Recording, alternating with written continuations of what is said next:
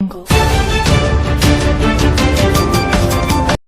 विषय अखबार के माध्यम से और लगातार हमारे पास भी जांच आ रही है। हाईकोर्ट में भी कुछ मैटर थे, कुछ सरपंचों के खिलाफ हमने एफआईआर दर्ज करने के निर्देश दिए और 8 सरपंचों के खिलाफ हमने रिकवरी नोटिसेस भी निकाले हैं।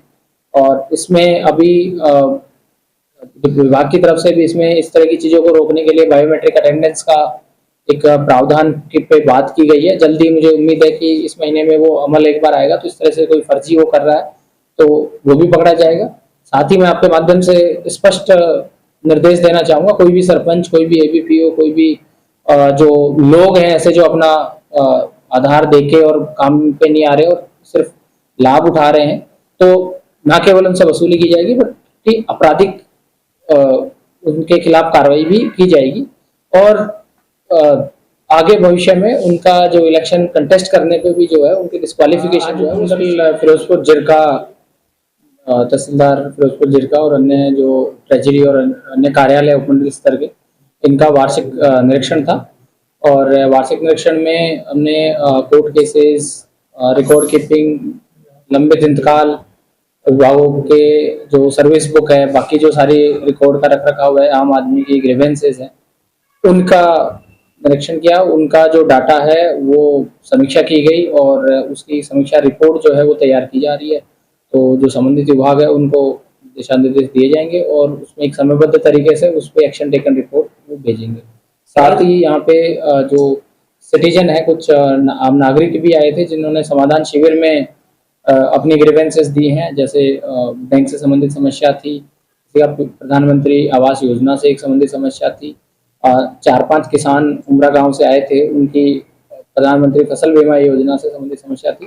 तो आज जन सुनवाई भी यहाँ पे की गई है। सर, अगर बात करें, एक महिला आपसे मिली है जो नावली गांव की है, बीपीएल परिवार से संबंधित, उनका आरोप था कि वे 20,000 रुपए कोई सरपंच रिश्वत के एवज में मांग रहा है किस्त डलवाने के। तो सर उन पर क्या वो ग्रीवेंस आई है? ग्रीवेंस आते ही मैंने तुरंत संज्ञान लेते हुए सीओ जिला परिषद को अवगत करा दिया गया और उसमें मुझे 1 या 2 दिन में एक्शन टेकन रिपोर्ट और सुनिश्चित करेंगे कि इनकी जो समस्या है, इनका जो इनका पैसा है वो इनके खाते में डाला जाए। और ऐसी कोई अगर बात है तो we will take disciplinary action against जो इसमें लापरवाही पाई जाए। सर, एपीआरओ ऑफिस काफी दिनों से यहाँ बंद पड़ा हुआ है, जबकि पहले यहाँ खुला हुआ था, लेकिन उसके लिए सर क्या कहेंगे?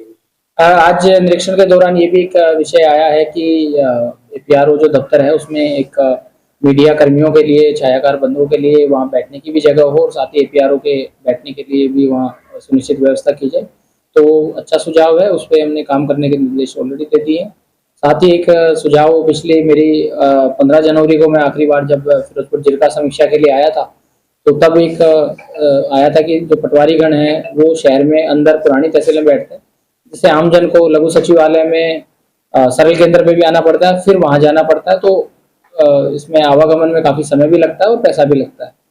तो उसको ही ध्यान में रखते हुए आज हमने निर्देश दिए हैं एसडीएम साहब को कि पटवारी यहीं जो हमारे हॉल हैं, 2 हॉल हैं, उनको तैयार कराया जाए और विदिन 1 महीने पटवारियों को यहीं शिफ्ट किया जाए। यही हमने पुराना में 2 दिवस पहले जब वार्षिक निरीक्षण के दौरान निरीक्षण दिए थे, तो हमारा सभी उपमंडल स्तर पे यही रहेगा कि आम नागरिक को एक छत पे या एक ही जगह आके सारी सुविधाएं मिले। और जो कोऑर्डिनेशन का विषय होता है कि जी पटवारी साहब वहां बैठे हैं, फिर उनको भी कई बार अधिकारियों को जरूरत पड़ जाती है उनसे कोई रिपोर्ट के लिए, तो उनको वहां से यहाँ आना पड़ता है। तो ये नागरिक को भी और जो कर्मचारी है उनको भी इसमें इनकन्वीनियंस होती है। तो इसको देखते हुए ये भी एक उसमें, जैसे हमारे सरल केंद्र में पर्याप्त जगह है, वहाँ बाकी फैसिलिटी भी है, इंटरनेट भी है, कंप्यूटर भी है और आम नागरिक के बैठने की सुविधाएं भी है।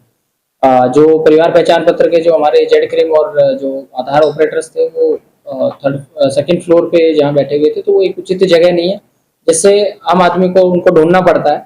तो वो सरल केंद्र में चूंकि जगह उपलब्ध है और एक ही छत के नीचे सुविधाएं मिल रही है, सरकार का भी ध्येय यही है, तो उनको दिशा निर्देश दिए हैं कि सोमवार तक या मंगलवार तक वहां शिफ्ट करके मेरे को एसडीएम साहब एक्शन टेकन रिपोर्ट उसमें भेजेंगे। बीडीपीओ जो है यहाँ स्थायी रूप से नहीं बैठता है, काफी लंबे समय के लिए आते हैं, कभी 10 दिन में, 15 दिन में एक बार आते हैं। लोगों को काफी परेशानियों का सामना करना पड़ता है। हमारे देखिए 7 ब्लॉक में 3 जगह बीडीपीओ है, तो एक बीडीओ के पास 2-2 ब्लॉक का और एक बीडीओ के पास 3 ब्लॉक का भी अतिरिक्त चार्ज है। ये चूंकि पीछे आचार संहिता थी, इस वजह से जो है वीडियोस का स्थानांतरण और हमें वीडियो मिल नहीं पाए थे। सरकार के संज्ञान में है और तुरंत ही हमें और वीडियोस मिलेंगे तो उससे रैशनलाइज हो जाएगा। फिर भी अगर ऐसा कोई विषय है कि किसी का काम ज़्यादा समय से लंबित हो और ये है, तो आज सुबह भी हमने डीडीपीओ और बीडीपीओ के साथ भी उसकी समीक्षा की है। कोई भी विषय ऐसा आता है तो एसडीएम साहब को अवगत कराएं ताकि हम तुरंत ये पिछले महीने बैंकर्स के साथ मैंने बैठक करी थी, जिसमें मुख्यमंत्री अंत्योदय परिवार उत्थान योजना और जो बाकी जन कल्याणकारी योजनाएं हैं माननीय मुख्यमंत्री जी की, उनकी समीक्षाएं भी उसमें थी। बैंकर्स को भी उसमें दिशा निर्देश दिए थे, तो बैंकर्स की तरफ से भी कुछ विषय आया था सब्सिडी का।